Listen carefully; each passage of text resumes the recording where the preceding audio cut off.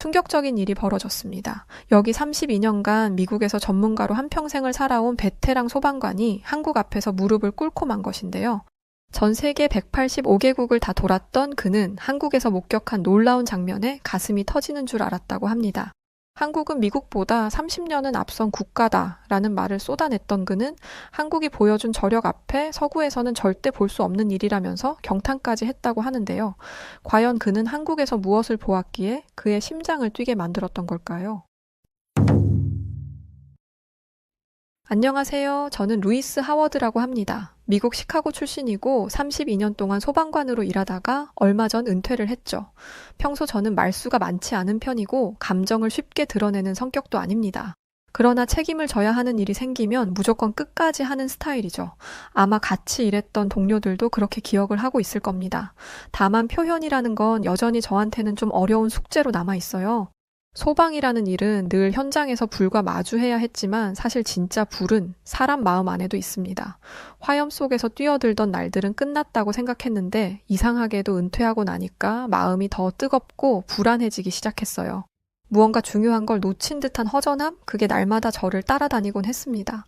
그러던 어느 날 오랜 친구가 이런 제안을 했죠. 한국에 가보는 건 어때? 요즘 세계적으로 구급 소방 시스템 잘 돼 있는 나라라더라. 배울 것도 많을 거야. 한국이라는 말을 듣고 솔직히 그때 당시에는 별로 끌리지 않았던 제안이었습니다. 제 머릿속에 떠오른 것은 죄다 똑같이 생긴 회색 건물들, 최첨단 기술로만 도배된 빠름을 강조하는 스마트 도시 정도였어요. 그리고 바쁘게 움직이는 사람들 사이에 공동체 같은 건 아예 사라졌을 거라는 편견이었습니다. 한국 거긴 그냥 복제도시들이잖아. 빠른 걸 너무 강조하고 최첨단 시스템만 대충 갖다 놓고 우리나라 좋아요 하는 곳인데 뭐 하러 가? 저도 모르게 그런 말이 입 밖으로 나왔어요. 그때는 정말 그렇게 생각했고 믿었으니 말이죠.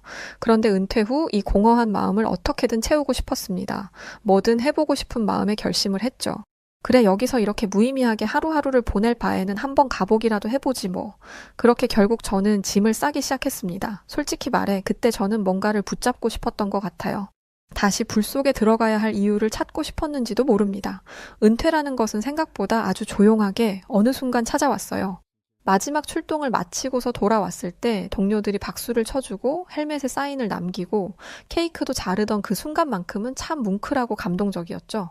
하지만 그 다음 날부터는 아무도 불러주지 않는 무전기와 항상 어깨에 걸려있던 장비가 빠진 허전한 유니폼, 그리고 너무나 고요한 하루가 낯설었습니다. 처음엔 그 조용함과 고요함이 참 고맙게 느껴지기도 했어요. 근데 시간이 흐를수록 마치 뭔가가 제 안에서 천천히 식어가는 느낌이 들었습니다. 이제 나는 어디로 가야 하지? 소방관으로서는 끝이지만 사람으로서는 아직 무언가 남은 것 같은데 그게 뭔지 모르겠더라고요. 그래서 친구의 제안을 받아들여 한국으로 갈 결심을 했던 겁니다. 사실 한국에 대해 아는 것이 많지 않았습니다. TV에서 본 서울은 전부 반짝이는 빌딩들이었고 로봇이 서빙하는 식당과 손에 스마트폰을 들고 빠르게 걷는 사람들 뿐이었죠. 공동체 같은 말은 어울리지 않는 나라라고 생각했습니다. 지나치게 효율적이고 감정보다는 시스템만 움직이는 도시라는 이미지에 갇혀 있었던 겁니다. 짐을 싸고 있는 제게 친구 톰은 이런 말을 남겼어요. 네 눈으로 직접 보고 판단해봐. 정말 한국이라는 나라가 고작 그 정도인지를 말이야. 아마 깜짝 놀랄 거다. 그렇게 저는 심드렁한 마음으로 비행기에 올랐습니다. 기대보단 체념에 가까웠어요. 어차피 이건 그냥 여행인 거지 뭐 마음을 비우고 가는 게 좋겠어. 그 이상은 아마 없을 테니 말이야. 그런데 그 한국 여행이 제가 다시 살아나는 길이 될 줄은 정말 몰랐습니다. 서울에 도착했을 때 제 첫인상은 예상에서 크게 벗어나지 않았어요. 인천공항부터 시작해서 도심으로 가는 길까지 그야말로 정돈과 속도 그 자체였습니다. 도로엔 차가 많았지만 혼란은 없었고 지하철은 정각에 움직이고 있었어요. 사람들은 저마다 말없이 각자의 목적지를 향해 바쁘게 걸어가고 있었죠. 모든 것이 척척 맞아 떨어지는 퍼즐처럼 보였습니다. 솔직히 말하면 너무 완벽해서 더 불편하기도 했어요. 그래, 이게 내가 상상한 한국 모습이지. 기술과 질서, 감정 따위는 절대 안 보이는 그런 불편한 도시. 서울 소방청에서 운영하는 외국인 소방 전문가 협력 프로그램에 참여하게 된 것은 도착한 지 이틀 뒤였습니다. 영어가 능숙한 한국인 담당자가 저를 반갑게 맞이했고 꽤 상세한 일정표도 받았어요. 첫 일정은 지하철 화재 대피 훈련 참관이었죠. 지하철 훈련이라 글쎄 얼마나 대단하다고? 사실 큰 기대는 전혀 없었습니다. 훈련은 가짜 불의 가짜 연기, 그리고 약간의 혼란 속에서 시민들이 우왕좌왕하는 그저 형식적인 이벤트일 거라 생각했으니 말이죠. 그런데 제가 뭘 모르는 사람이었습니다. 훈련은 시작부터 완전히 달랐어요. 사전 방송이 나가고 경고음이 울리는 순간부터 사람들은 일사불란하게 움직이기 시작했습니다. 누구 하나 소리치거나 혼란을 일으키지 않았고 장애인 승객 역할을 맡은 사람까지 아주 자연스럽게 주변 사람들의 도움을 받아 이동하고 있었어요. 훈련용 연기가 터널 안을 채우기 시작하자 구조대원들이 완전한 동선으로 뛰어들어 왔고 그들은 마치 무대에서 연습한 배우들처럼 척척 움직였습니다. 지켜보던 제 입에서 무심코 이런 말이 나왔어요. 이 정도 민간 훈련을 한다고 한국에서? 이건 미국에서 보기도 힘든 수준인데 말도 안 돼. 정말 놀라웠습니다. 미국에서도 지하철 사고 대응 훈련은 종종 하지만 시민들의 참여도나 조직력은 이렇게까지 철저하진 않았어요. 게다가 인상적이었던 것은 연출이 아니라 진심이었다는 것이었죠. 이들은 마치 훈련이 아니라 진짜 상황인 것처럼 서로를 보호하며 움직였고 소방대원들도 단 한순간도 느슨해지지 않았어요. 훈련이 끝난 뒤 한국 측 관계자 중 한 분이 저에게 물었습니다. 어떠셨습니까, 하워드 씨? 굉장하죠? 저는 솔직하게 대답을 했어요. 솔직히 많이 놀라긴 했습니다. 제가 생각했던 것보다 훨씬 체계적이고 시민들까지도 굉장히 훈련이 잘 되어 있더군요. 그분은 제 대답에 겸손하게 웃어 보였고 이어 말했습니다. 우리나라 사람들은 훈련을 훈련으로만 여기지 않거든요. 누군가의 생명이 걸린 일이라는 것을 잘 알고 있으니 말이죠. 그 순간 제 마음속에서 뭔가가 조금 흔들리기 시작했습니다. 기계처럼 움직이는 도시라고만 생각했던 서울에서 뜻밖에도 준비된 인간성을 본 느낌이었죠. 물론 이걸로 편견이 완전히 깨진 것은 아니었어요. 하지만 확실한 것은 그 첫 충격이 제가 이곳에서 진짜 뭔가를 배우게 될지도 모른다는 생각을 처음 하게 만든 순간이었다는 것이었습니다. 며칠 뒤 저는 서울 외곽에 위치한 한 소방서로 이동했어요.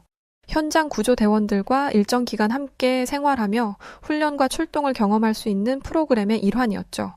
사무적인 참관자에서 벗어나 실전 환경에 최대한 가까운 분위기 속에 들어가게 된 것입니다. 처음엔 그들이 저를 어떻게 받아들일지 조금 걱정이 됐어요. 외국에서 온 은퇴한 소방관은 누군가에겐 단지 과거 이야기나 풀러온 사람일 수도 있었을 테니 말이죠. 그런데 의외의 모습들이 펼쳐졌습니다. 대원들은 저를 선입견 없이 대했고 경계심도 없이 진심으로 환영해줬어요. 그리고 훈련은 제가 생각했던 것보다 훨씬 강도 높고 철저했습니다. 한국 소방대원들의 하루는 말 그대로 강철 교육과 같았어요.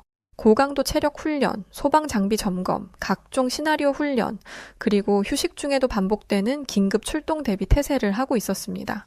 특히 인상 깊었던 것은 바로 그들의 자세였어요. 지시를 따르기만 하는 것이 아니라 스스로 상황을 판단하고 팀을 이끌 줄 아는 능력을 갖춘 사람들이 꽤 많았습니다. 어느 날 오후 실내 구조 훈련 중 저는 한 대원과 파트너가 되었어요. 이름은 김태호였고 조용하고 말수는 적지만 눈빛이 아주 예사롭지 않았습니다. 훈련 중 장비를 점검하는데 그의 팔뚝에 깊게 패인 흉터가 눈에 들어왔어요. 본능적으로 그건 단순한 사고가 아니라 진짜 불 속에서 얻은 상처라는 것을 알 수 있었습니다. 훈련이 끝난 후 저는 조심스레 물었어요. 혹시 그 상처 화재 진압 중에 생긴 건가요? 제 질문에 그는 멋쩍게 웃으며 대답했습니다. 네, 한 6년 전쯤이죠. 공장 화재였습니다. 안에 작업자 한 분이 못 빠져나왔거든요. 들어갔다가 조금 데였죠. 말투는 가벼웠지만 그 말 속에 묵직한 무언가가 느껴졌어요. 저 같으면 그 기억을 꺼내는 것도 조심스러웠을 텐데 그는 아주 담담하게 말을 했습니다. 제가 말없이 그를 바라보자 태호 대원이 웃으며 덧붙였죠. 그래도 당연히 해야 할 일입니다. 그걸 하려고 우리가 있는 거잖아요. 그 순간 저는 말문이 막혔습니다. 당연히 해야 할 일이라니. 미국에서도 많은 소방관들이 사명을 가지고 일하고 있어요. 하지만 이렇게 말할 수 있는 사람은 사실상 드뭅니다. 보통은 영웅이란 말을 들으면 사람들은 어딘가 우쭐해지기 마련이죠. 그런데 이들은 그 단어조차 필요 없어 보였습니다. 이 나라 사람들은 보여주기 위한 영웅이 아니라 진짜 영웅이네. 그 말이 제 속에서 저절로 떠올랐어요. 참 조용한 사람들로 보였던 한국 소방대원의 조용함 속에 타인을 위해 몸을 던질 준비가 되어 있는 뜨거운 심장이 있다는 것을 알았습니다. 그날 밤 소방서 숙소에 누워 천장을 바라보며 생각했습니다. 나는 지금 시스템을 보는 게 아니구나. 한국의 소방대원들, 그러니까 사람을 보고 있는 거였어. 그리고 그게 이곳 한국에서의 진짜 시작이라는 느낌을 들게 해줬습니다. 서울에서의 일정이 어느 정도 마무리될 무렵 프로그램 담당자가 제게 말을 걸었어요. 하워드 씨, 이번 주엔 시골로 함께 가실 겁니다. 강원도 쪽입니다. 작지만 의미 있는 출동이 될 거예요. 강원도, 이름만 들어도 참 푸근하고 고요한 느낌이 드는 곳이었습니다. 도심을 벗어나 차로 몇 시간을 달린 끝에 도착한 곳은 그 이름도 낯선 작은 마을이었어요. 산자락 아래에 자리한 조그만 논밭, 구불구불한 골목길, 그리고 짓궂은 강아지들이 어슬렁거리는 마당이 있는 그런 곳이었죠. 도착하자마자 무전기가 울렸습니다. 마을 외곽의 오래된 가옥에서 불이 났다는 신고가 접수된 것이었죠. 팀은 급히 현장으로 달려갔고 소방차가 굽은 시골길을 힘겹게 통과할 때 이미 하늘은 회색 연기로 뒤덮여 있었습니다. 현장에 도착했을 땐 집은 절반 이상이 이미 전소된 상태였어요. 비닐하우스 옆에 붙은 나무집이었고 마당엔 애지중지 키우던 가재도구들이 전부 불타고 있었습니다. 전화를 마친 뒤 저는 그 마당에 멍하니 서 있었어요. 거센 불길은 사라졌지만 그 자리에 남은 것은 찢어진 지붕과 검게 그을린 벽, 그리고 공허한 바람뿐이었죠. 가슴이 참 답답해졌습니다. 이곳은 대도시가 아니기에 복구와 보상 자체가 쉽지 않을 테니 말이죠. 바로 그때였어요. 마을 사람들이 하나둘 나타나기 시작했습니다. 노인분들도 있었고 중학생 또래의 아이들의 모습도 보였어요. 그 사이에 젊은 부부까지 정말 누가 시키지 않았는데 모두가 자연스럽게 일을 시작했습니다. 누구는 나무 조각을 치우고 누구는 연탄재를 한쪽으로 몰고 누구는 타다 남은 이불을 조심스럽게 정리하기 시작했어요. 지켜보던 저는 믿기 어려운 광경을 보고 있다는 느낌이 들었습니다. 이건 훈련이 아니잖아. 이건 그야말로 삶 자체로 움직이고 있는 공동체야. 그 와중에 그 집의 주인으로 보이는 백발의 할아버지가 저에게 다가오셨습니다. 이마엔 땀이 송골송골 맺혀 있었고 입가엔 피곤한 웃음이 묻어 있었죠. 제 어깨를 툭 치며 이렇게 말씀을 하셨어요. 불은 집을 태워도 마음은 못 태우지. 그 말을 듣는 순간 말 그대로 가슴이 먹먹해졌습니다. 한참을 아무 말도 할 수 없었죠. 이 집이 그분에게 어떤 의미였을지, 어떤 세월이 쌓였을지를 생각하면 마음이 저려왔습니다. 하지만 결코 무너지지 않고 있었어요. 도리어 저보다 먼저 일어섰고 주변 사람들에게 농담도 던지며 복구 작업을 이어갔습니다. 도시에서라면 이 상황에 뉴스, 보상, 분노가 먼저였겠죠. 하지만 여기선 손길, 이웃, 그리고 모두 함께 다시 시작하는 것이 우선이었습니다. 저는 그날 한국이라는 나라를 조금 더 이해하게 되었어요. 이곳 사람들은 불행을 결코 피해 다니지 않았습니다. 대신 불행이 닥쳤을 때 서로의 손을 먼저 붙잡고 함께 했죠. 그건 시스템이나 매뉴얼로 만들어질 수 없는 것으로 오랜 시간 쌓인 사람 냄새에서 나오는 힘이었습니다. 돌아오는 길 트럭 뒷칸에 앉아 마을을 바라보며 조용히 되뇌었어요. 내가 알던 한국은 건물과 신호등으로만 이루어진 복제 도시 같은 느낌이었는데 전혀 아니었어. 한국이야말로 정말 사람들 속에 정을 느끼며 살 수 있는 곳이었구나. 시골 화재 현장을 다녀온 후 제 속에서는 알 수 없는 울림이 남아 있었습니다. 그 감정이 슬픔인지 감탄인지 혹은 한국에 대한 부러움인지 분명하진 않았지만 하나는 분명했어요. 저는 지금까지 한국을 너무 얕게 보았다는 것이었죠. 며칠 뒤 다시 서울로 복귀한 저는 짧은 휴식 시간을 이용해 인근 지역의 일선 소방서들과 몇 차례 현장 출동을 함께 해봤습니다. 단순한 불이나 응급 상황이 아닌 말 그대로 생활형 긴급 구조들이 꽤 많았어요. 고령의 주민이 엘리베이터에 갇혔다든가 어린아이의 손가락이 문틈에 끼었다든가 아파트 정전으로 호흡기 환자가 위험에 처했다든가 하는 사건들이었죠. 그중 하나 정말 인상 깊었던 사건이 있었습니다. 저녁 무렵이었죠. 한 고층 아파트 단지에서 가스 누출 의심 신고가 들어왔어요. 출동 당시에는 아직 정확한 위험은 감지되지 않았지만 소방팀은 만일의 사태에 대비해 주민들을 빠르게 대피시키고 있었습니다. 그런데 놀라웠던 것은 바로 주민들의 반응이었죠. 누가 떠밀지도 않았는데 서로 괜찮으세요? 이리로 오세요. 라고 하며 노약자와 아이들을 먼저 이동시키고 있었습니다. 이어 엘리베이터가 멈추자 어떤 젊은이는 유모차를 들고 계단을 내려왔고 또 어떤 아주머니는 미처 나오지 못한 옆집 할머니를 부축해 데려왔어요. 누군가는 주민 리스트를 꺼내 확인하고 또 다른 누군가는 비상담요를 나눠주고 있었죠. 그 모습은 말 그대로 하나의 유기체처럼 움직이는 사람들의 모습이었습니다. 그 안엔 사전 훈련이나 관제 시스템보다 훨씬 본질적인 무언가가 있었어요. 서로를 이웃으로 여기는 마음과 자신의 불편보다 남의 안위를 먼저 생각하는 마음이 보였습니다. 저는 무의식적으로 중얼거렸어요. 이건 시스템이 아니라 한국의 정신이구나. 함부로 따라할 수도 강압적으로 시킬 수도 없는 일이지.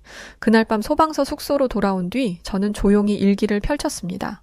저는 평생을 소방관으로 살았고 수많은 위기 상황을 겪었어요. 하지만 이처럼 한 사회가 자연스럽게 위기 속에서 서로를 품는 모습은 솔직히 처음 봤습니다. 그리고 문득 이런 생각이 들었어요. 한국은 첨단 기술의 나라라고만 생각했는데 전혀 아니었어. 이 첨단을 움직이는 건 결국 사람이고 그 사람들 사이에 내가 잊고 살았던 무언가가 있는 게 확실해. 서울의 반짝이는 야경을 보며 저는 다시금 한국의 모습을 눈에 담아봤습니다. 수많은 고층 건물, 도로 위의 헤드라이트, 그리고 전광판의 빛들도 정말 멋져 보였어요. 그러나 그 모든 화려함보다 더 인상 깊은 것은 이날 하루 제 눈앞에서 반짝였던 이름 모를 한국인들의 따뜻한 행동들이었습니다. 그 빛은 기록에도 남지 않고 뉴스에도 나오지 않지만 진짜 이 도시를 살게 하는 불빛이었죠. 그날 저는 스스로에게 조용히 질문을 던져봤습니다. 내가 알던 첨단 한국에 이런 모습도 있었나? 그리고 그 질문은 저를 새로운 곳으로 인도하고 있는 시작이었습니다. 며칠 전 경험한 주민 대피 현장이 자꾸 마음에 남아 있었어요. 분명 별다른 피해는 없었는데 이상하게도 그날 이후 사람들의 행동 하나하나가 더 선명히 눈에 들어왔습니다. 도시의 골목길에서, 시장에서, 지하철 플랫폼에서 나누는 작은 배려들과 조용한 협력, 그리고 양보들이 보였거든요. 이렇게 움직이는 사회는 도대체 어떻게 만드는 거지? 그날 밤 저는 서울 외곽에 있는 소방학교 부속 기숙사에 묵게 되었습니다. 그곳은 경험 많은 소방관들이 후배들을 교육하고 간혹 외국인 교류자에게도 문을 여는 조용한 공간이었죠. 늦은 시간 복도 끝 휴게실에서 커피를 한 잔 뽑아들고 나와 창가에 앉았을 때 누군가 다가와 조용히 옆자리에 앉았습니다. 그는 이전에 몇 번 마주친 적 있는 중년 소방관이었어요. 근육질의 체격에 오래된 헬멧 자국이 남은 이마, 그리고 눈빛에는 전장을 오래 겪은 사람만이 가진 차분한 깊이가 깃들어 있었습니다. 그는 제 옆에 앉으며 먼저 말을 건넸어요. 하워드 씨는 미국에서 몇 년 근무하셨어요? 저는 30년이요. 뉴욕 시내와 외곽을 오가면서 했어요. 불이야 뭐 어디든 다 비슷하지만 마음은 늘 다르더라고요. 제 말에 공감이라도 하듯 고개를 끄덕이며 천천히 말을 이어갔습니다. 저는 올해로 27년 차입니다. 지금이야 시민들이 우리를 믿어주시지만 사실 예전엔 그렇지 않았거든요. 저는 놀라운 말에 깜짝 놀랐고 이어서 충격적인 말을 들을 수 있었어요. 2003년 대구 지하철 참사로 대한민국이 아주 발칵 뒤집힌 사건이 있었어요. 그 일 이후 우리 소방대원들은 국민의 신뢰를 완전히 잃었습니다. 그땐 대응 매뉴얼도 부족했고 내부 시스템도 참 허술했고 무엇보다 우리도 무기력했죠. 아마 그때부터였을 겁니다. 우리가 바뀌어야 하고 변화가 있어야 한다고 다짐하면서 마음부터 새로 써야 한다고 그렇게 굳게 다짐을 한 게 말이죠. 그는 충격적인 말을 해놓고 아무렇지 않게 커피를 마시는 여유를 보였습니다. 그런 그의 손등엔 오래된 화상 자국이 희미하게 보였어요. 그 뒤로 참 많은 욕도 먹었고 그 덕에 수많은 훈련을 했고 밤새도록 교육을 했죠. 부족하다는 것을 인정했으니 말입니다.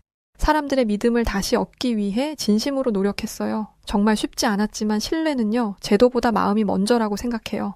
지침서보다 먼저 내가 누군가를 위해 여기 있다는 걸 스스로 믿어야 하죠. 그게 없으면 어떤 매뉴얼도 구조도 한낱 종이장일 뿐입니다. 그 말에 저는 마치 오래된 벽이 무너지는 소리를 들었습니다.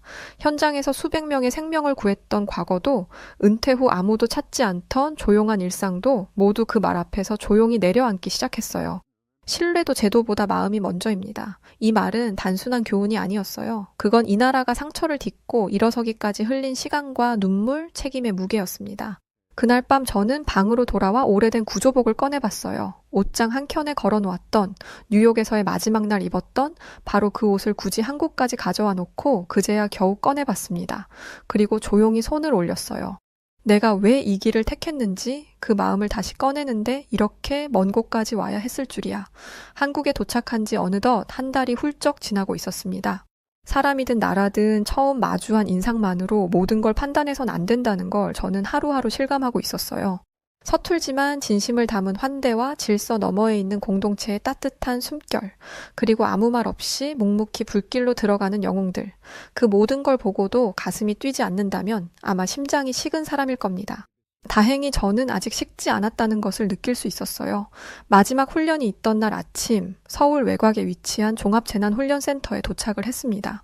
여기는 도시 안팎의 모든 재난 상황을 가상으로 구현할 수 있는 실전형 훈련장이었죠.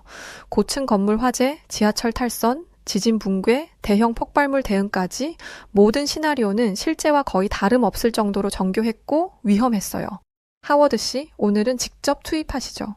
훈련 담당자의 말에 저는 잠시 머뭇거렸습니다. 은퇴자 신분으로 그것도 외국인으로 이 훈련에 참여해도 될까 싶었지만 그는 진지하게 웃으며 말했어요. 그동안 누구보다 진심으로 우리를 지켜보며 함께 하셨잖아요. 이젠 우리가 하워드 씨를 지켜보고 싶은걸요? 이 말이 생각보다 큰 울림이 되었습니다. 누군가의 지켜봄은 때론 사람을 다시 움직이게 하니까 말이죠. 훈련은 고층 건물 10층 이상에서 발생한 가상 화재 상황이었고 시야 확보가 어렵고 내부 진입 시간이 제한되어 있는 아주 긴박한 시나리오였습니다. 연기와 소음이 실제처럼 몰아쳤고 방화복 속은 이내 땀으로 흥건해지기 시작했어요. 하지만 이상하게도 저는 불편하지 않았습니다. 오히려 익숙했어요. 3층 이상 확인 완료, 4층 팀 진입 개시.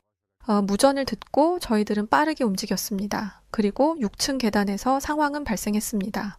아이씨, 앞서가던 대원이 계단에 걸려 발목을 접질렀습니다. 무릎이 먼저 부딪혔고 헬멧이 철제 난간을 치며 둔탁한 소리가 울렸어요. 부상자 발생, 6층 계단 부근, 응급지원 요청 바람. 무전기가 다급하게 울리는 사이 저는 반사적으로 움직였습니다. 그에게 다가가 몸 상태를 살핀 후 조용히 어깨를 내주었어요. 기댈 수 있겠나? 네, 천천히만 가면 괜찮을 것 같습니다.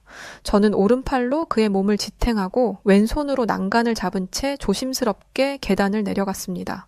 사방이 연기로 뒤덮였지만 제 앞에는 그의 숨소리와 제 심장 박동만이 또렷하게 들렸어요. 이건 훈련이었지만 마음은 실전이었습니다. 이건 단순한 연기가 아니라 제가 다시 꺼내든 불속을 향한 사명감으로 느껴졌어요.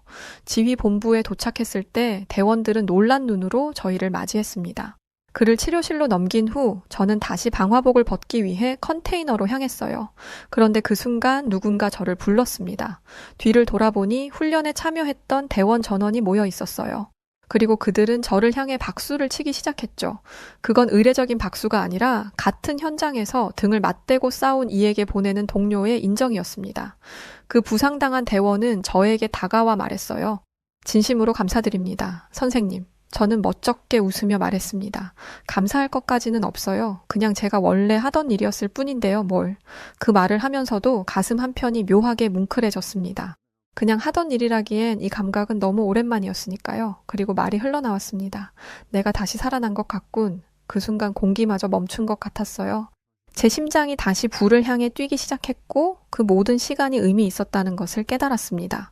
제가 불 속을 지나며 잃었던 것들과 동료, 신뢰, 용기, 그리고 나 자신, 그 모든 걸 이곳에서 다시 찾았어요. 그날 밤 숙소로 돌아와 창밖을 바라봤습니다. 서울의 야경은 그 어느 날보다 따뜻하게 반짝이고 있었어요. 그리고 저는 조용히 다짐했습니다. 불이 두려워서 떠난 게 아니었다. 내 자리를 잃어서 떠났던 거였지. 하지만 이젠 돌아갈 수 있겠는데.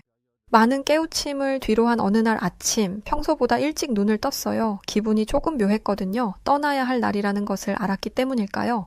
창문을 열자 서울의 아침 냄새가 저를 반겼습니다. 참 낯설었지만 조금 익숙해진 그 공기와 자동차 소리, 분주한 사람들의 모습, 먼발치에서 들리는 구이 냄새, 그리고 아직은 잠에서 덜 깬 듯 졸린 도시의 모습까지 한동안 말없이 오래도록 바라봤어요. 정이란 게 이런 걸까? 참 무섭구나. 나는 벌써 한국이 낯설지 않고 다시 돌아간다는 게 그저 아쉬울 뿐이네. 서울 소방청에서는 마지막 날을 아무렇지 않게 보낼 줄 알았습니다. 그냥 인사 한마디와 악수 몇 번 하고 서로의 앞날을 응원하는 것이 전부라 생각했죠. 하지만 그건 제 착각이었습니다. 점심이 다가오자 누가 저를 소방서 안쪽 강당으로 데려갔고 문을 열자 거기엔 깜짝 파티가 준비돼 있었어요. 종이로 만든 장식들과 손글씨로 쓴 배너, 그리고 제가 이름을 기억하는 수많은 대원들의 얼굴이 보였습니다. 배너엔 이렇게 적혀 있었습니다. 루이스 하워드, 당신은 우리의 형제입니다. 당신의 앞날을 응원합니다. 한국의 형제들이. 그 말 한 줄에 가슴이 덜컥 내려앉았어요. 낯선 땅에서 저는 더 이상 외국 손님이 아니었죠. 형제라는 단어는 소방관에게 있어 무엇보다 강력한 말입니다. 같은 위험을 마주하고 같은 불을 뚫고 지나온 이들만이 쓸 수 있는 그 무게를 저는 알고 있으니 말이죠. 그렇게 파티가 끝나갈 무렵 한 대원이 상자 하나를 내밀었습니다. 정갈하게 다듬어진 나무 명패가 하나 들어있었어요. 루이스 하워드, 명예소방관. 그 아래 작게 새겨진 문구는 아직도 제 가슴을 울리고 있습니다. 우리와 함께한 그 마음 잊지 않겠습니다. 그 순간 정말 말이 나오지 않았어요. 그저 조용히 고개를 숙이고 명패를 가슴에 품었습니다. 그 작은 조각은 단순한 기념이 아니었어요. 제가 한국에서 사람들과 마음을 나눴다는 증거였죠. 그리고 제가 다시 살아가야 할 이유를 되찾았다는 증명이기도 했습니다. 미국으로 돌아온 뒤에도 저는 예전의 제가 아니었습니다. 처음에 며칠간 멍하니 있기는 했어요. 한국에서 느꼈던 온기, 사람들의 말투, 한국의 분위기까지 전부 다 너무 그리웠습니다. 하지만 곧 저는 스스로를 다잡았어요. 이젠 받은 걸 돌려줄 차례야. 현장에 직접 투입될 순 없지만 제가 할 수 있는 건 전달하는 것이었습니다. 그때부터 저는 미국 각지에서 소방 강의를 시작했어요. 이론과 실무를 넘나들며 그보다 더 중요한 것을 강조했죠. 공동체의 힘, 마음에서 시작하는 대응, 그리고 진정한 사명감, 그걸 전하기 시작했습니다. 한국에서의 경험을 바탕으로 구성한 제 강의는 기존의 방식과는 전혀 달랐어요. 한국에선 시민들조차 훈련에 자발적으로 참여하곤 해요. 대원들끼리는 계급을 떠나 생명 하나의 책임을 나누기도 하고요. 가장 중요한 것은 왜 이 일을 하는가를 늘 스스로 묻는 자세였습니다. 미국 대원들은 처음엔 고개를 갸우뚱했지만 이내 그 말들의 무게를 깨닫기 시작했습니다. 어느새 저를 초청하는 곳이 늘어났고 몇몇 주에서는 제 강의를 표준 교육과정으로 삼고 싶다는 제안까지 들어왔어요. 누군가는 제게 이런 말을 하기도 했습니다. 루이스, 당신 덕분에 우리가 잊고 있던 본질을 다시 떠올릴 수 있었어요. 고마워요. 그렇게 저는 다시 불 속으로 들어갈 준비가 된 사람으로 살게 되었습니다. 비록 물리적인 현장은 아니지만 사람들의 마음속, 신념 속, 사명감 속으로 뛰어들고 있어요. 제가 그렇게 살아갈 수 있는 것은 단 하나, 한국 덕분입니다. 그곳에서 저는 단순히 배운 게 아니었죠. 사람의 온도, 서로를 지키는 의미, 그리고 사라졌던 나 자신을 다시 발견했습니다. 은퇴 후 무기력하게 살았을 수도 있는 제 인생은 그곳에서 두 번째 불꽃을 얻게 됐어요. 이제는 미국의 책상 위에서 늘 강의를 준비하며 그 명패를 자주 바라봅니다. 그리고 마음속으로 늘 같은 말을 되새기고 있어요. 한국은 나에게 두 번째 심장을 줬다. 그리고 나는 다시 불 속으로 들어갈 준비를 할 수 있었다. 처음 한국에 대해 시스템만 발달한 나라라고 생각했으나 실제 한 달 남짓 경험한 한국은 참 따뜻한 공동체 정신이 깃든 훌륭한 곳이었죠. 제가 다시 살아야 할 이유와 은퇴 후 새로운 삶을 살게 해준 한국에 대한 감사함은 말로 다 표현할 수도 없습니다. 많이 배우고 깨우침을 얻은 것처럼 저 역시 미국에서 한국의 정서를 널리 알리며 도움을 줄 수 있는 사람으로 살아가겠습니다. 긴 글 읽어주셔서 감사합니다. 가난에 찌들어 살던 한 영국인 남성이 한국 때문에 연간 2억을 버는 사람으로 바뀌게 되었고, 한 영국 여성은 자신이 첫 가게를 오픈한 이후로 한국 때문에 가장 큰 매출을 이루면서 놀라워하고 있는데요. 영국의 캄캄한 밤, 한국 때문에 끝없이 줄지어 서 있는 모습은 정말 영국 전역을 들썩이게 하고 있습니다. 과연 신사의 나라라는 영국에서 대체 무슨 일이 벌어지고 있던 걸까요? 안녕하세요. 저는 20대 영국 여자 줄리아 잭슨이라고 합니다. 저는 맨체스터에서 맛집으로 소문이 자자한 레스토랑을 운영하고 있는 영국 요리 전문 셰프예요. 제 인생은 그야말로 완벽했어요. 직업적으로도 성공을 거두었고 거기에 멋진 남자친구 로버트까지 있었거든요. 로버트는 IT 업계에서 일하는 똑똑한 남자로 저는 그와 결혼까지 내다보고 있었죠. 그러던 어느 날 로버트가 한국 출장을 가며 모든 일이 꼬이기 시작했답니다. 사실 처음에 저는 거기에 대해 별로 크게 생각하지 않았어요. 그저 한 달간의 짧은 출장일 뿐이라고 생각했으니까요. 하지만 한국에 다녀온 로버트는 어딘가 달라져 있었어요. 그는 묘하게 들뜬 얼굴을 하고 있었죠. 처음에는 그저 출장에 여운이려니 했어요. 로버트가 해주는 한국의 음식이나 문화에 대한 이야기는 일면 흥미로운 부분도 있었죠. 한국은 정말 대단한 나라라며 눈을 반짝이며 말하는 그의 모습은 귀여워 보이기도 했어요. 하지만 시간이 지날수록 로버트는 점점 수상한 행동을 하기 시작했답니다. 언제부터인가 로버트는 하루 종일 휴대폰을 끼고 살더니 비빔밥이나 불고기 같은 한국 음식만 찾아 먹기 시작했고 심지어 한국 드라마를 보며 한국어를 배우기까지 하더라고요. 그 모습을 보는데 왠지 모를 촉이 느껴지더라고요. 왜 이렇게 갑자기 한국에 집착하지? 혹시 한국에 여자가 있는 건가? 이런 생각이 저를 짓누르기 시작했죠. 그러면서 어쩌면 로버트가 한국에 빠져든 건 단순한 호기심이 아니라 어떤 한국 여자가 그의 마음을 훔쳤기 때문일지도 모른다는 생각이 들었어요. 결국 저는 한국의 로버트에 상간녀가 있다는 의심을 하게 되었죠. 솔직하게 말해, 너 한국 여자랑 바람난 거지?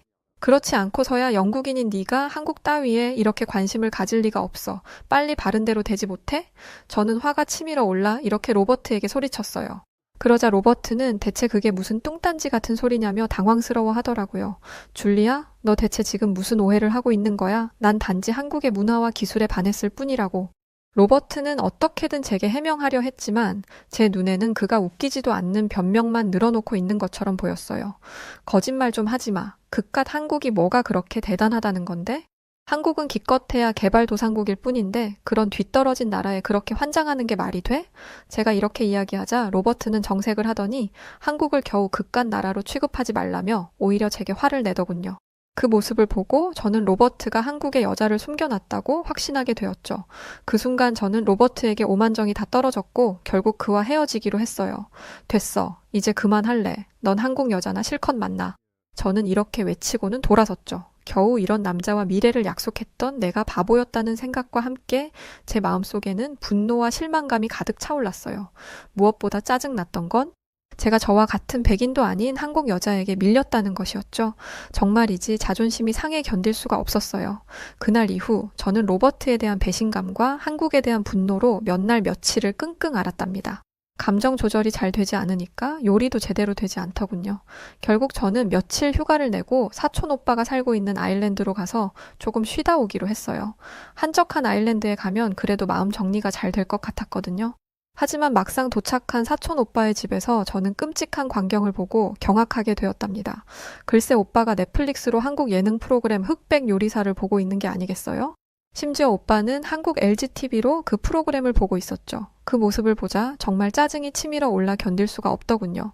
저는 이미 한국에 질린 상태였는데 이곳 아일랜드에서마저 한국 이야기를 듣게 될 줄이야. 이건 정말 말도 안 된다는 생각이 들었죠. 결국 이렇게 소리 지르고 말았어요. 오빠, 아니 세상에 아무리 볼 게 없어도 그렇지 왜 한국 요리 프로그램을 봐? 저딴 후진국에서 만든 게 대체 뭐가 좋다고? 제 말에 오빠는 어리둥절한 표정을 짓더니 이렇게 말했어요. 지금 넷플릭스에서 이 프로그램이 전 세계 1위인데 넌 무슨 소리를 하는 거야? 야, 난 태어나서 이렇게 재미있는 프로그램은 처음 본다. 그러면서 오빠는 이런 기발한 프로그램을 만든 한국이 정말 대단한 것 같다며 한국을 찬양하기 시작했어요. 오빠의 말에 저는 결국 폭발하고 말았죠. 다들 미쳤어. 제정신이 아니야. 아니 대체 한국 따위가 뭐길래 다들 이 난리를 치는 거야. 제가 이렇게 소리치자 오빠는 갑자기 표정이 굳더니 차가운 눈빛으로 저를 바라봤어요. 이어서 오빠의 입에서는 단호한 말이 흘러나왔죠. 줄리아, 네가 아무리 내 가족이지만 감히 한국을 모욕하는 건 봐줄 수 없어. 저는 그의 말에 깜짝 놀라서 오빠는 왜 그렇게 한국 편을 드는 거냐고 따져 물었어요. 그러자 오빠는 크게 한숨을 내쉬더니 이렇게 말했죠. 줄리아, 너도 우리 집이 얼마나 가난했는지 기억하지? 난 대학은커녕 제대로 된 직업을 가질 기회조차 없었어. 결국 난 군인이 되어 이라크로 파병을 갔지. 그곳에서 난 매일같이 죽음의 공포와 싸워야 했어. 매일 밤 폭탄 소리에 잠에서 깨고 순찰을 돌 때마다 길가에 숨겨진 지뢰를 밟을까 두려워했지. 솔직히 당장이라도 집으로 돌아가고 싶었어. 하지만 나는 목돈이 꼭 필요했어. 언젠가 영국으로 돌아가면 그 돈으로 작게나마 사업을 하는 게 내 꿈이었지. 난 그 꿈 하나로 파병 생활을 견뎌냈어. 그리고 마침내 영국으로 돌아온 나는 곧바로 통조림 공장을 세웠지. 전쟁터에서 꿈꾸던 그 순간이 드디어 현실이 된 거야. 그 순간의 기쁨이란 말로 표현할 수 없을 정도였어. 하지만 인생은 계획대로 되는 게 아니더라. 나는 사업에 대한 경험이 너무 없었고 결국 얼마 지나지 않아 공장은 문을 닫고 말았지. 그때 난 정말이지 딱 죽고 싶었어. 이제까지 난 대체 뭘 위해 열심히 살아온 것인지 모든 게 다 헛된 일처럼 느껴졌지. 그렇게 말하는 오빠의 눈에는 어느새 눈물이 고여 있었죠. 잠시 숨을 고른 오빠는 꽉 잠긴 목소리로 힘겹게 이야기를 이어갔어요. 그렇게 막다른 길에 몰려있을 때 우연히 아일랜드의 골뱅이 어부들이 큰 돈을 번다는 걸 알게 됐어. 솔직히 그때는 이미 모든 걸 잃은 상태라 믿져야 본전이라는 심정으로 어부 일을 시작했지. 처음엔 정말 힘들었어. 난 그때 고기잡이 배를 처음 타본 거니까 그저 하루하루를 버틸 뿐이었지. 게다가 우리 영국인들은 웬만하면 골뱅이를 잘 먹지 않으니까 과연 이게 장사가 될까 하는 걱정도 있었고 그런데 바로 그때 믿을 수 없는 일이 일어났어. 글쎄 내가 잡은 골뱅이가 한국으로 불티나게 팔리기 시작한 거야. 주문은 계속 밀려들었고 어느새 나는 연간 2억을 버는 어부가 되어 있더라고. 생각해보면 이라크에서 죽음의 공포에 시달리던 때나 사업 실패로 모든 걸 잃었던 때의 나로서는 상상도 못할 일이지. 오빠는 눈물을 닦으며 이렇게 말했어요. 나에게 있어서 한국은 단순한 고객이 아니야. 한국은 내 인생에 새로운 의미와 희망을 준 은인 같은 존재라고. 전쟁터에서 살아남아 돌아왔지만 또다시 절망에 빠졌던 나에게 한국은 새 삶을 준 거나 다름없어. 그런데 넌 한국을 비웃고 무시했지. 그건 내 은인을 무시하는 거나 마찬가지고 난 그걸 절대 용서할 수 없어. 이어서 오빠는 TV를 가리키며 열변을 토하기 시작했어요. 저기 흑백 요리사에 나오는 100명의 한국인 요리사들을 봐봐. 영국인들이나 유럽인들은 꿈에도 생각하지 못할 엄청난 퀄리티의 음식들을 재료만 보고 뚝딱 만들어내고 있어. 내가 고기잡이 배에서 잡은 골뱅이가 한국에서는 건강과 맛까지 모두 사로잡는 레시피로 만들어져서 한국에서 판매되고 있는 거야. 그런데 영국은 어떠니? 빵에다 고기를 구워 넣어놓지 않니? 한국과 비교 불가야. 흑백 요리사에서처럼 한국의 음식 문화뿐만이 아니야. 지금 내가 보고 있는 이 한국 TV는 네가 무시할 만한 게 아니라고. 너 지금까지 살면서 이렇게 선명한 화질의 TV를 본 적이 있어? 영국 회사는 죽었다 깨어나도 이런 품질의 TV는 못 만들걸? 오빠의 말에 저는 뭐라 대꾸할 말이 없어서 입을 다물고 말았어요. 솔직히 한국이 만든 TV는 세계 최고인 것이 사실이었으니까요. 하지만 곧 왠지 모르게 분한 마음이 들었고 저는 결국 이렇게 따지고 들었죠. 아무리 그래도 그렇지 한국산 TV로 한국에서 만든 프로그램을 보는 건 좀 너무 심하지 않아? 오빠 꼭 한국에 미친 사람 같아. 제 말에 오빠는 호탕하게 웃으며 이렇게 대답했어요. 나 한국에 미친 사람 맞아. 특히 흑백 요리사에 완전 빠져있고 이건 진짜 사람을 미치게 할 만큼 재미있으니까. 백악관 출신 요리사와 무명의 요리사가 1대1로 맞붙는 요리 경연 대회라니 무슨 만화나 영화에서나 볼 법한 그림이잖아? 그리고 이 프로그램에 출연하는 요리사들의 개인사는 또 얼마나 감동적인데 심사위원인 안성재 셰프는 원래 나처럼 군인이었는데 지금은 미슐랭 3스타의 요리사가 되었고 또 어떤 셰프는 원래 중국 음식점에서 철가방을 들고 배달을 하다가 열심히 노력해서 요리사가 되기도 했대. 다시 말해 이건 다른 나라들이 흔하게 만드는 단순한 요리 오락 프로가 아니라 요리를 통해 인생을 보여주는 혁신적이고도 독창적인 프로그램이라는 거야. 이런 기획을 할 수 있는 나라가 세상에 한국 말고 또 어디 있겠어? 세계적으로도 손꼽히는 유명 셰프와 이름도 없는 무명의 요리사가 맞붙는다는 것과 어려움 속에서도 노력해서 발전해왔던 무명 요리사들에게 동기부여까지 주고 있어. 이게 현실적으로 영국에서 가능하니? 영국에서 이름 있는 셰프들이 무명 셰프들과 1대1로 요리 대회를 한다고 하면 과연 거기에 참여할 영국 유명 셰프들이 있기는 할까? 오히려 무명 셰프들을 무시하기 바쁘고 혹시라도 질까봐 겁먹고 나오지 못할걸? 그렇게 말하는 오빠의 목소리에는 깊은 존경과 애정이 듬뿍 담겨 있었어요. 저는 그런 오빠를 보며 제 남자친구인 로버트도 이런 식으로 한국에 빠지게 된 것인가 하는 생각을 하게 되었죠. 그때 오빠가 제게 경고하듯 말하더군요. 줄리아, 네가 한국을 싫어한다면 그건 네 자유야. 하지만 적어도 한국을 비웃거나 무시하지는 마. 한국은 나에게 그리고 전 세계에 아주 중요한 의미를 가진 나라니까. 오빠의 말을 듣고 나니 제가 얼마나 무지하고 이기적이었는지 알겠더군요. 하지만 자존심이 뭔지 제가 잘못했다는 것을 인정하기는 싫더군요. 결국 저는 난 그만 집에 가겠다고 말한 뒤 서둘러 오빠의 집을 빠져나왔죠. 하지만 이상하게도 오빠의 말이 자꾸만 제 머릿속을 맴돌더군요. 결국 저는 집에 오자마자 흑백 요리사를 틀었어요. 속으로는 재미없기만 해봐라 바로 꺼버릴 테니까 이렇게 생각하면서 말이죠. 그런데 이게 웬걸? 5분이 50분이 되고 한 편이 2편이 되고 3편, 4편이 되더라고요. 그렇게 집중해서 보다 보니 마지막 에피소드입니다 라는 문구가 뜨더라고요. 뭐야? 벌써 끝이라고? 말도 안 돼. 다음 편 없어? 저는 제발 한 편만 더, 딱 한 편만 이라고 중얼거리며 다음 편을 찾아 헤매기 시작했어요. 하지만 다음 편은 없었고 이어서 저는 충격적인 장면을 보고 말았는데 그건 바로 커튼 사이로 아침 해가 떠오르고 있다는 것이었죠. 깜짝 놀라 시계를 보니 어느새 새벽 5시가 되었더라고요. 잠깐, 분명 내가 어젯밤 12시부터 이걸 보기 시작했으니까. 뭐야, 그럼 내가 지금 5시간 동안 이걸 보고 있었던 거야? 세상에, 미쳤어. 저는 꼭 뭐에 홀리기라도 한 것 같은 기분에 한참을 그대로 굳어 있었답니다. 하지만 이상하게도 입가에는 미소가 번지고 있었죠. 근데 진짜 재밌기는 했어. 그렇게 중얼거리며 저는 휴대폰을 집어들었어요. 그리고는 오빠에게 메시지를 보내기 시작했죠. 오빠, 어제는 내가 진짜 미안했어. 그런데 흑백 요리사 다음 에피소드는 언제 나와? 아, 그리고 나 지금 한식이 너무 먹고 싶은데 어떡해? 메시지를 보내고 나서 저는 피식 웃음을 지었어요. 바로 어제까지만 해도 한국을 업신여겼는데 지금은 이렇게 한국 프로그램에 푹 빠져 밤까지 새버렸다니 정말 신기한 일이었죠. 그렇게 묘한 기분을 느끼고 있을 때 마침 오빠에게 답장이 오더군요. 런던에 한국식 포장마차를 모티브로 만든 유명한 포차가 있대. 이따 저녁에 같이 가보자. 오빠의 답장을 보자마자 저는 자리에서 벌떡 일어났어요. 한국 포차라니 흑백 요리사에 나온 한식들을 먹게 된다는 생각을 하자. 입에서 군침이 돌기 시작하더군요. 그러다 갑자기 번뜩 어떤 강렬한 깨달음이 저를 찾아왔어요. 잠깐, 나 영국 음식 셰프잖아. 이래도 되는 거야? 순간 저는 영국 요리를 배신한 것 같은 기분에 죄책감이 밀려왔어요. 어제 집에 오는 길에 사온 영국의 대중 음식 피쉬앤칩스가 절 원망스럽게 쳐다보는 것 같았죠. 하지만 그런 생각도 잠시 곧 한식을 먹게 된다는 기쁨이 그 모든 걱정을 휩쓸어 갔어요. 에라 모르겠다. 일단 먹어보고 생각하자. 그렇게 시간이 흘러 마침내 저녁이 되었고 저는 설렘 속에 콧노래까지 부르며 한국 포차로 향했답니다. 그런데 그곳에서는 전혀 예상치 못한 일이 저를 기다리고 있었어요. 글쎄, 포차 앞에 수많은 영국인들이 길게 줄지어 서 있는 게 아니겠어요? 저는 줄의 끝에 서 있는 사람에게 다가가 혹시 줄 서는데 얼마나 걸리는지 조심스럽게 물어봤어요. 그러자 그 사람은 태연한 얼굴로 이렇게 답하더군요.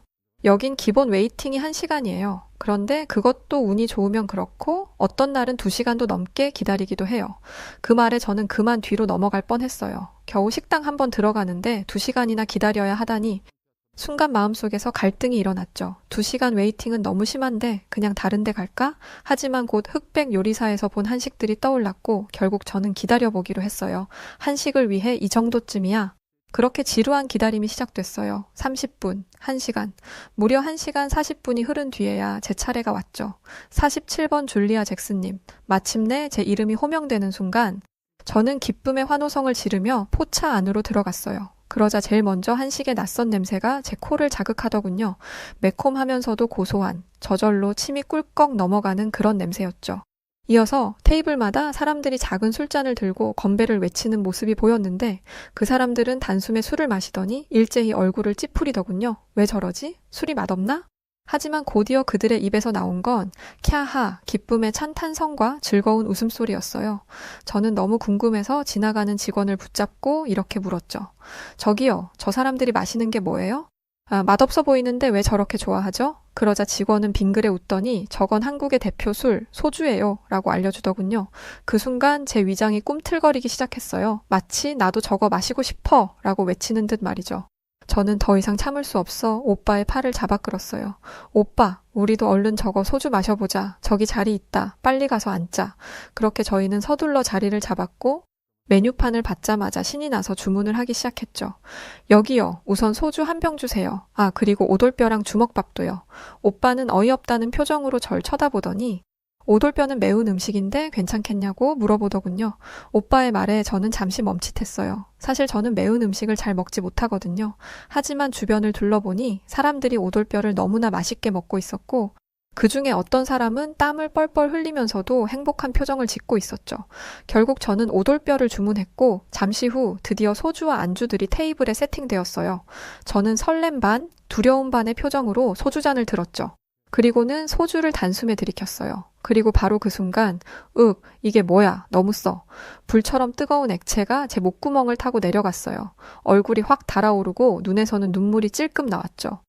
그런데 어떻게 된 일인지 기분은 너무 좋더라고요. 스트레스가 확 풀리면서 제 입에서는 저도 모르게 크 소리가 나왔죠. 오빠는 그런 저를 보며 줄리아 너 완전 한국인 다 됐다며 키득거렸답니다. 저는 오빠를 한번 흘겨보고는 어설픈 젓가락질로 오돌뼈 하나를 집어들었죠. 그리고는 용기를 내어 한 입 베어 물었어요. 그런데 바로 그 순간 입안에서 불이 난 것처럼 뜨겁고 매운맛이 폭발했어요. 눈에서는 눈물이 줄줄 흐르고 코는 시큰거리고 혀는 얼얼했죠. 물, 오빠 나 빨리 물 좀 줘. 저는 발을 동동 구르며 물을 찾았어요. 하지만 오빠는 물 마셔봤자 해결되지 않는다면서 차라리 주먹밥을 먹어보라고 하더군요. 그래서 저는 급히 주먹밥을 한 입 가득 물었죠. 그러자 마법처럼 매운맛이 사라지고 그 자리를 고소하고 짭짤한 맛이 채웠어요. 매운맛과 고소한 맛은 그야말로 환상적인 조화를 이루었고 저는 정신없이 오돌뼈와 주먹밥을 번갈아 먹기 시작했어요. 너무 매워서 얼굴이 새빨개지고 땀은 비 오듯 흘렀지만 멈출 수가 없었죠. 오빠, 오돌뼈 이거 완전 대박이야. 내가 살면서 먹어봤던 것 중에 제일 맛있어. 이 조합이면 난 100끼, 아니 1000끼도 먹을 수 있을 것 같아. 이거야말로 미슐랭 3스타 깜이야. 저는 입 주변이 온통 빨갛게 변하고 눈물과 콧물이 범벅이 된 채로 마치 제가 백종원이라도 된 양 열변을 토했어요. 그런데 바로 그 순간 익숙한 목소리가 들려왔답니다. 줄리아? 뭐야? 네가 왜 여기에 있어? 고개를 돌려보니 그곳에는 제 전 남자친구 로버트가 서 있었죠. 로버트는 믿기지 않는다는 표정을 짓고는 저를 바라보고 있었어요. 그도 그럴 것이 바로 며칠 전 한국 때문에 크게 싸우고 헤어졌는데 그랬던 제가 한국 포차에서 오돌뼈를 흡입하고 있었으니까요. 제가 생각해도 이 상황이 너무 웃기고 말이 안 되더군요. 한참을 멋쩍게 뒷목만 긁적이며 우물쭈물하던 저는 결국 웃기지도 않는 변명을 하기 시작했어요. 그게 나 지금 한식 공부 중이야. 이 오돌뼈를 영국 요리에 어떻게 접목시켜볼까 연구 중이야. 그러니까 내가 한식을 먹고 싶어서 여기에 온 게 아니라 어쩔 수 없이 와본 거지. 제 엉터리 변명에 로버트는 어이가 없다는 표정을 짓더군요. 그러더니 이렇게 물었어요. 그러면 얼굴에 그 양념 자국은 뭔데? 그것도 연구 중인 거야? 저는 그제야 제 얼굴 상태를 깨닫고 얼른 냅킨으로 닦아내려 애쓰며 또 말도 안 되는 변명을 하기 시작했죠. 한식이 워낙 건강에 좋잖아. 이건 그러니까 피부에 좋은 고춧가루 양념 마스크팩이야. 제 말이 끝나기가 무섭게 오빠는 푸훗 웃음을 터뜨렸어요. 저는 오빠를 째려보며 발로 살짝 밟았죠. 로버트는 여전히 어리둥절한 표정이었지만 이내 묘한 미소 지으며 이렇게 말했고요. 알겠어. 그럼 고춧가루 양념 마스크팩 연구 열심히 해. 난 이만 가볼게. 그 말을 끝으로 로버트는 돌아섰고 저는 곧바로 탁자에 머리를 쿵 하고 박아버렸어요. 쥐구멍이라도 있으면 당장이라도 숨고 싶은 심정이었죠. 하지만 창피한 것은 창피한 것이고 제 입은 여전히 맛있는 오돌뼈와 소주를 원했어요. 결국 저는 술잔을 다시 집어들었고 김치찌개와 계란말이도 추가로 시켰답니다. 한 잔, 또 한 잔, 신나게 소주를 마시면서 저는 문득 이런 생각이 들었어요. 한국은 음식도 이렇게 맛있고 예능 프로그램도 재미있게 잘 만들고 우리 사촌 오빠는 한국 덕분에 떼돈도 벌고 있는데 대체 난 왜 그렇게 한국을 싫어했던 거지? 가만히 생각해보니 저는 제대로 잘 알지도 못하면서 괜히 한국을 미워했더라고요. 그럴 이유가 전혀 없었는데 말이죠. 사실 로버트는 바람을 피울 남자도 아니었고 한국 문화는 충분히 빠져들 만한 매력이 넘치는 것이었는데 과거에 저는 그런 것도 모르고 너무 어리석게 군 것 같더라고요. 이런 생각을 하며 소주 한 잔을 더 들이키고 나니 과거의 기억들이 마치 손에 잡힐 듯 선명하게 떠오르기 시작했어요. 로버트가 케이팝 노래를 부를 때 난 무슨 그런 알아듣지도 못할 노래를 부르냐며 귀찮아 했었지. 또 로버트가 한국 드라마를 보자고 했을 때 난 멀쩡한 영국 드라마를 두고 무슨 그런 후진국 드라마를 봐 라고 하며 그의 취향을 무시했었지. 분명 그 드라마들도 흑백 요리사처럼 엄청 재밌었을 텐데 난 진짜 바보였어. 그날 밤 저는 이런 후회 속에 잠이 들었고 다음날 아침 눈을 뜨자마자 로버트에게 전화를 걸어 진심을 다해 사과했어요. 로버트, 정말 미안해. 내가 어리석게도 정말 말도 안 되는 오해를 했던 것 같아. 넌 그냥 한국이 만들어낸 훌륭한 문화를 나랑 같이 공유하고 싶었던 거였는데 난 그런 줄도 모르고 너무 편견에 갇혀 있었던 것 같아. 괜찮다면 나한테 한 번만 더 기회를 줄 수는 없을까? 제 말에 로버트는 안 그래도 어제 한국 포차에서 저를 보고 깜짝 놀랐다며 대체 그동안 제게 무슨 일이 있었던 것인지 묻더군요. 저는 사촌 오빠의 이야기와 흑백 요리사에 중독된 이야기를 솔직하게 털어놓으며 그동안 제가 너무 편협한 시각을 가지고 있었던 것에 대해 반성한다고 말했어요. 난 그동안 영국만이 최고이고 그 어떤 것도 영국 문화를 대체할 수 없다는 이상한 착각을 하고 살아온 것 같아. 사실 한국은 아시아 국가에 불과하고 영국에 비교하면 한참 수준 떨어지는 나라라고 생각했거든. 그런데 실제로는 영국 사람들이 한국 음식을 없어서 못 먹고 한국 프로그램은 전 세계에서 1위를 차지할 만큼 너무 매력적인 나라더라. 이제야 한국 문화를 제대로 알게 된 게 아쉬울 정도야.